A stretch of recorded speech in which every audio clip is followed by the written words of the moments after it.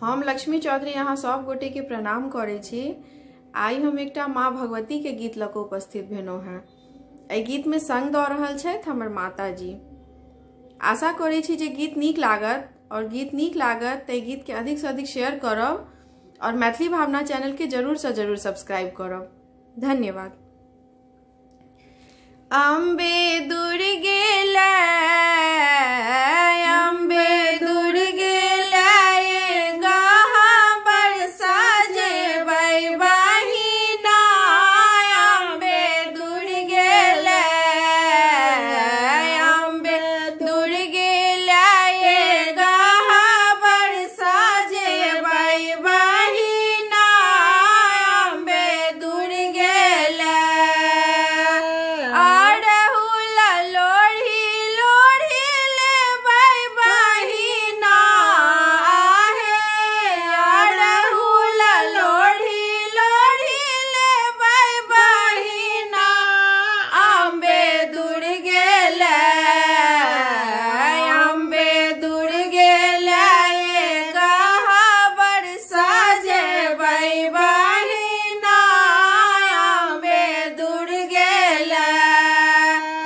अहिरे फागुन हम गहबरनी पायब। अहिरे फागुन हम गहबरनी पायब। लाल लाल माल पहिरायब बहिना। आहे लाल लाल माल पहिरायब बहिना। अम्बे दुर्गे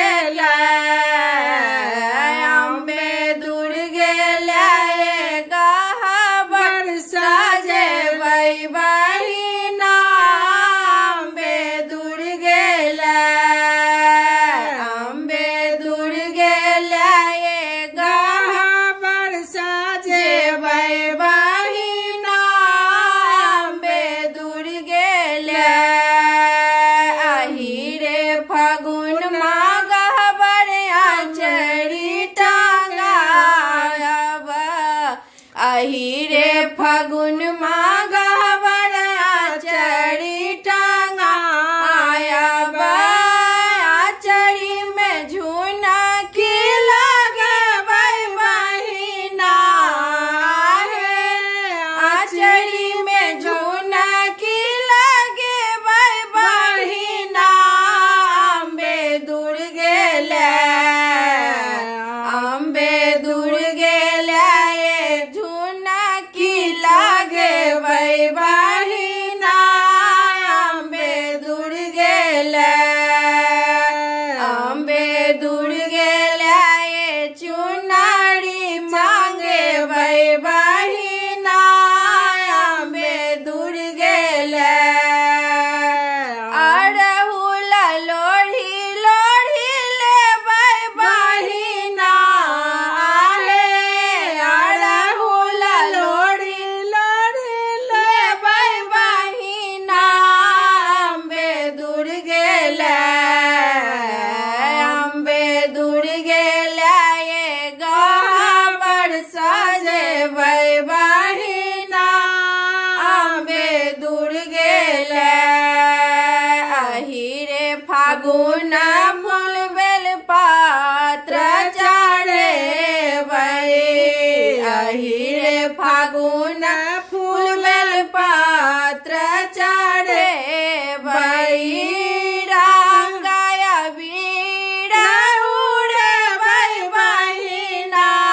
आहे रंगाय बीड़ चढ़ेबै बहिना। अम्बे दुर्गे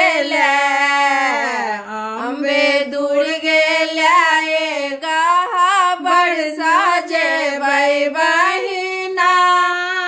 अम्बे दुर्गे अम्बे दुर्गे के श्रृंगार सजेबै बहिना। अम्बे दुर्गे अहिरे फागुन कंचन थार सजेबै। फागुन कंचन थार साजे लाल लाल पुआ भोग लगे बहिना लाल लाल पुआ भोग लगे बहिना फागुन में हमें दुर्गे लाएगा बरसा जे बहिना अम्बे दुर्गे लाए व्यंजन साजे बहिना अम्बे दुर्गे अड़हुल फूला लोढ़ी ले बहिना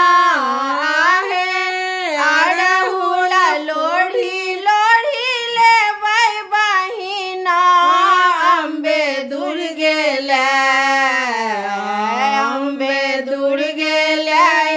गहबर साजे बहिना अम्बे दुर्गे